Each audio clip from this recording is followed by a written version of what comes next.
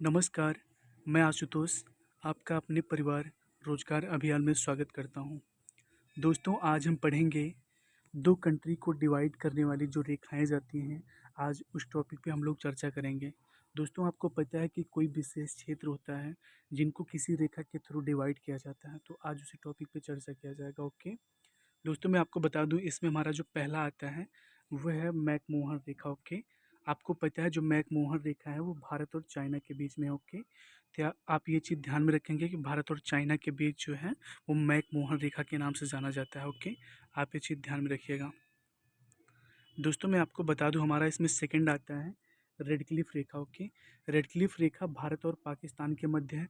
मैं आपको बता दूं भारत और पाकिस्तान के मध्य जो रेखा है उसको रेड क्लिफ रेखा बोला जाता है। आपको पता है कि पाकिस्तान की जो राजधानी है वो इस्लामाबाद है, ओके? आप ये चीज़ ध्यान में रखेंगे। हमारा इसमें अगला आता है डूरंड रेखा, ओके?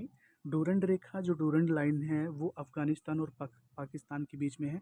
तो आप ये चीज़ ध्यान में रखेंगे कि जो अफगानिस्तान और पाकिस्तान के बीच लाइन है उसको हम डूरंड लाइन भी बोलते हैं, ओके? अफगानिस्तान की राजधानी काबुल है, ओके? अभी आपको पता है कि हाल ही में 1 या 2 महीने पहले इस पे तालिबान ने कब्जा कर लिया है, तो यहाँ की स्थिति काफ़ी गंभीर है। तो आप ये चीज़ ध्यान में रखेंगे कि अफगानिस्तान जो है और पाकिस्तान को डिवाइड करने वाली जो रेखा है वो डूरंड लाइन है, ओके? सीज फ्राइड रेखा, ओके? सीज फ्राइड रेखा हमारा इसमें चौथा टॉपिक है। सीज फ्राइड रेखा जो है वो फ्रांस और जर्मनी के बीच है, ओके? फ्रांस की राजधानी पेरिस है और जर्मनी की राजधानी बर्लिन। आपको पता होना चाहिए कि आपको क्वेश्चन पूछा जाता है, क्योंकि जैसे अगर जहाँ पे स्ट्रेटेजी के सवाल आता है तो वहाँ पे आपसे फ्रांस की राजधानी और जर्मनी की राजधानी पूछा जाता है, ओके? तो फ्रांस की राजधानी आपको बताना है पेरिस और जर्मनी की राजधानी बर्लिन है आपका, ओके? आप ये चीज़ ध्यान में रखेंगे। हमारा इसमें अगला है 17वीं समांतर रेखा, ओके?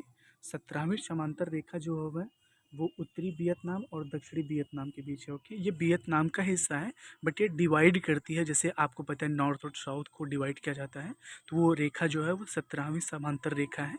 और वियतनाम की राजधानी आपको पता ही है कि हनोई होता है, ओके? आप ये चीज़ ध्यान में रखेंगे, ठीक है?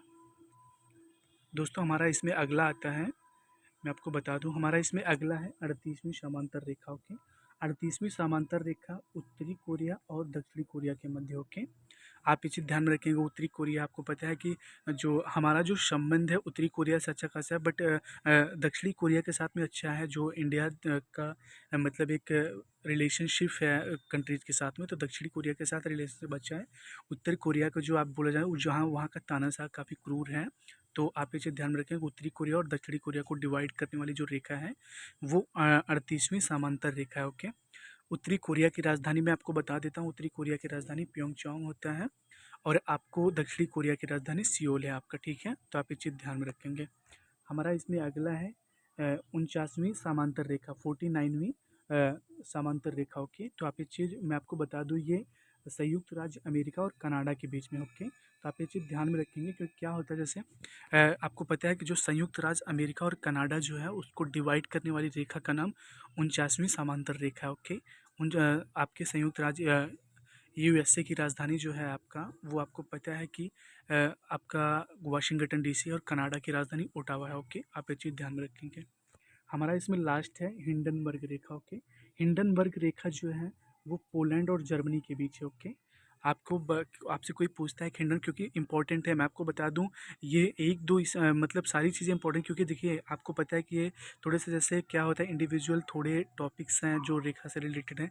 तो आप ये किसी भी एग्ज़ाम में यहाँ पे पूछे जा सकते हैं, ओके? और खासकर रेलवे के एग्ज़ाम में ज़रूर पूछे जाते हैं। तो आप ये चीज़ ध्यान में रखेंगे कि हिंडनबर्ग रेखा जो है वो पोलैंड और जर्मनी के बीच है। और मैं आपको बता दूं पोलैंड की जो राजधानी है वो वर्सो है, ओके? वर्सा। और जर्मनी की राजधानी आपका बर्लिन, मैंने आपको ऊपर बताया ही था, ओके? तो दोस्तों, ये छोटा सा टॉपिक है, बट इनसे क्वेश्चन उठते हैं। अगर स्टैटिक टॉपिक के जीके उठाए जाते हैं या ज्योग्राफी के क्वेश्चन उठते हैं तो इनसे क्वेश्चन ज़रूर उठते हैं। तो प्लीज़ आप इसको ध्यान में रखिएगा और कहीं नोट डाउन कर लीजिएगा, ओके? दोस्तों, मैं आशा करता हूँ कि आपको ये वीडियो काफ़ी पसंद आई होगी। तो प्लीज़ चैनल को लाइक, सब्सक्राइब एंड शेयर करें। Thank you.